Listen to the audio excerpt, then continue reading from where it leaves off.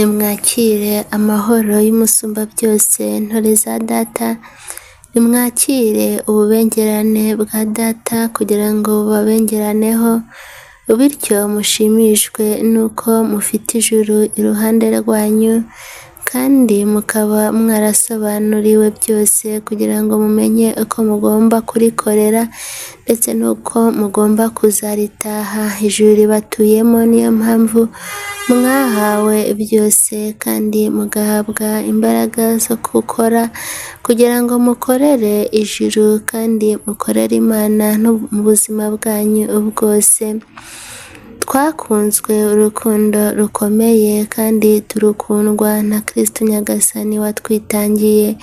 Urwo rukundo rwe yaruhaye bose kandi aruhaza abato n'abakuru, bityo natwe tugira amahirwe yo kumumenya ndetse no kumubona mu buryo bufatika. Yatwiyerekanye impuhwe nyinshi z'igisagirane.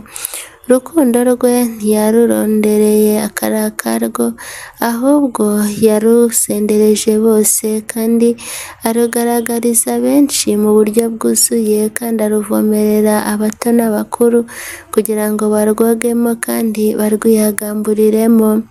Mwebwe abarusogongeye kandi mukarunywa mukarucurura, nimwongere mwiyongeze kuko rudatuba kandi rudakama, ni isoko ihora idudubiza kandi ivubuka ibyiza by'agatangaza, bityo abamumenye kandi abamuyobotse bakarubamo ubutitsa. Ari nayo mpamvu muhirwa kandi mwahiriwe, kandi natwe koko tukaba twaragumye iruhande rwe kugira ngo duhorane ibyo byiza yateguriye abamwemera kandi abamwizera. Inshuti nkoramutima za Data, nimukomeze urugendo, ariko kandi mumenye neza ko kuyoboka uhoraho Imana bisaba kwihara no kwitanga ndetse no kuba ibiharamagara mu buryo bwose, kuko hari byinshi muba mugomba kwigomwa kugira ngo mwegukire integuro y'ijuru kandi ariyo mwimiriza imbere. Ukurikiye uhoraho Imana nta kindi kiba kikimugonga, kuko byose aba agomba kubishyira ruhande kugira ngo amenye icyo agomba kwitaho ndetse n'icyo ashyiraho umutima we. Nta bibangikanywa rero, ntushobora gukorera Imana n'abantu, ahubwo ugomba gukorera Imana imwe rukumbi, kuko ibiremwa byose ari ibyayo, bityo byo bikagerekwaho. Ngaho rero nimwite kuri uhoraho Imana umuremyi wa byose, mumwumvira, mumwubaha kandi mukurikiza icyo ababwira. Amatangazo ye ya buri munsi kandi ya buri kanya abafashe kumenya no gusobanukirwa urukundo mwakunzwe. Ndi kumwe namwe rero kuri uyu munsi kugira ngo mbagabire ibyiza bya Roho kandi mbakomeze mu nzira y'ubutungane. Gutunganira Imana biragoye, kuko muri mu isi yanduye kandi isi iremereye kandi baremereza umunsi ku munsi. Ariko kandi nubwo ibyo byose byakorwa, kandi nubwo akenshi na kenshi umuntu hari aho agera ntabashe kumenya no guhitamo ikiri icy'ingenzi, ariko burya ikiba kibafitiye akamaro muba mukibona kandi mugisobanukiwe. Akenshi umuntu ananirwa guhitamo, amahitamo ye ugasanga yabuze epfo na ruguru, kandi yarahawe Roho Mutagatifu kugira ngo amuyobore. Bana b'Imana, nshuti bavandimwe, kuba twarageze aheza kandi twaratsinze urugamba, twabitewe no kumvira, kubaha izina ry'Imana, gutega amatwi Roho Mutagatifu. Aratuyobora kandi atubwiriza byose. Kristo Nyagasani ntiyagiye kure yacu, ahubwo yagumye rwagati muri twe, atwambika imbaraga ze kandi ububasha bwe arabudutwikiriza, kugira ngo twe abamuyobotse duhore iteka tugera ikirenge mu cye ndetse duharanira gutunganya byose. Namwe rero nimutege amatwi Roho Mutagatifu abafashe kandi abakomeze, ababwirize. Iyo mumuhamagaye yitaba vuba na bwangu, ntaninira, ahora ateze amatwi ibiremwa kugira ngo abamutabaje abatabare. Nubwo benshi batabasha kumumenya ngo basobanukirwe, ariko kuba umuntu ahumeka ni kubw'impuhwe z'Uhoraho Imana umuremyi wa byose. Umwuka muhumeka muwuhabwa nawe, kuba mwiyagambura ni kubw'ubuntu bwe. Niki se mwamusumbisha? Ngaho rero nimumenye amahitamo meza, kandi muhitemo Kristo Nyagasani watsinze. Arabakunda, urukundo rwe ntiyarugundiriye, yararurekuye rwose, aruha ikiremwa muntu, aruha bose, kandi aruhaza buri wese aho ava akagera. Nimutega ibiganza murwakire, kuko ni isoko idudubiza, ntigikama, ntiyandura, kuko ihora ikeye, igakesha n'abayivoma. Ngaho rero nimukomeze mube kuri iyo soko iteka, muyinjiremo kandi muyogemo, kandi muharanire kuzuza ibivomesho byanyu. Turi kumwe namwe kugira ngo tubafashe, turi kumwe namwe kugira ngo tubaherekeze, turi kumwe namwe kugira ngo tubasigasire. Erega tuzi ko muri mu rugamba rutoroshye, muri mu rugamba rukomeye mu isi, kuko umwanzi akomeje kuyogoza, ari gukora cyane, ari kuyobya benshi, kandi afite amayeri yo kuyoberanya mu buryo bwose.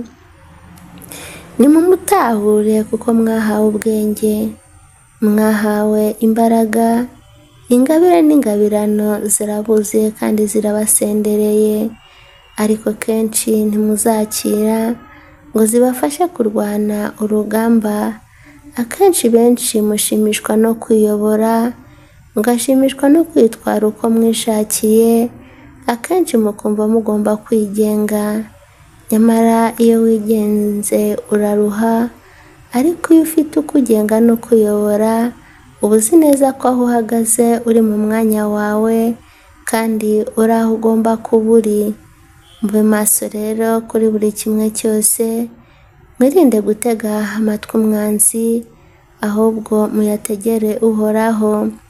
Turi kumwe namwe nk'abatagatifu, kugira ngo turusheho kubakomeza muri urwo rugamba, kubahishurira byose, kubereka buri kimwe cyose twakoresheje kugira ngo dutsinde. Njye naranzwe n'urukundo rwinshi, nakunze uwankunze, mukunzi wanjye Kristo Nyagasani. Nta na kimwe ntabonagamo urukundo, yewe n'ibyabaga biremereye nabyakiraga mu rukundo rwinshi, kuko nari nzi ko nta na kimwe Uhoraho Imana ashobora kwemera ko kingeraho atacyemeye. Ibyo byose rero ibyangeragaho, yaba ibyoroheje cyangwa ibiremereye, nta na kimwe ninubiraga, ahubwo nabyakiraga mu rukundo rwinshi, kandi byose nkabibonamo impuhwe z'Imana. Byamfashije kubaho mu kuri, bimfasha kubaho mu byishimo, bimfasha kubaho mu mahoro. Namwe rero mwirinde kwigundira, mwirekuriye mu biganza by'uwabakunze kandi by'uwabatoye. Kristo Nyagasani mumurebe, mumwitegereze neza, yitanze ubutibabarira, arekura byose, yemera kubabara, yemera gushenguka kugira ngo ukire, kandi kugira ngo isi yose ibeho. Urwo rukundo nimurwakire, nimurusogongere cyane, murusabe murucurure, rubafasha gutsinda, kandi rubafashe kurwana urugamba inkundura. Bana b'Imana dukunda, uyu ni umunsi udasanzwe, twaje tubasanga nk'abatagatifu, kugira ngo tubakomeze mu nzira igana Imana. Nimukomeze rero mwakire urwo rumuri rubaherekeza, kandi rubageza heza. Muhinduke muhindutse, muhindukire muhindukiye, mwirinde kureba igikebu, ahubwo murebe imbere, murangamire uruhanga rw'Uhoraho Imana umuremyi wa byose. Mumushengerere mumwubaha, mumutega amatwi mumwumvira, kandi mwirinde kumvirana. Erega benshi bavuga ko bumvise, ariko ugasanga bumvise ari bakeya, bitewe n'uko uwumvise agaragaza ko yumvise ashyira mu bikorwa icyo yasabye ndetse n'icyo yasabwe. Ariko akenshi na kenshi usanga umuntu kugira ngo ashyire mu ngiro icyo yasabwe, ahubwo buri wese yikorera icyo yishakiye. Niyo mpamvu rero ububasha bw'Imana buzaza guca urubanza mu buryo butabera. Benshi bazibwira ko bakoreye Imana ariko basange barakoreye amazeru, barakoreye imfabusa, uko batitaye ku byo abategeka n'ibyo ababwira.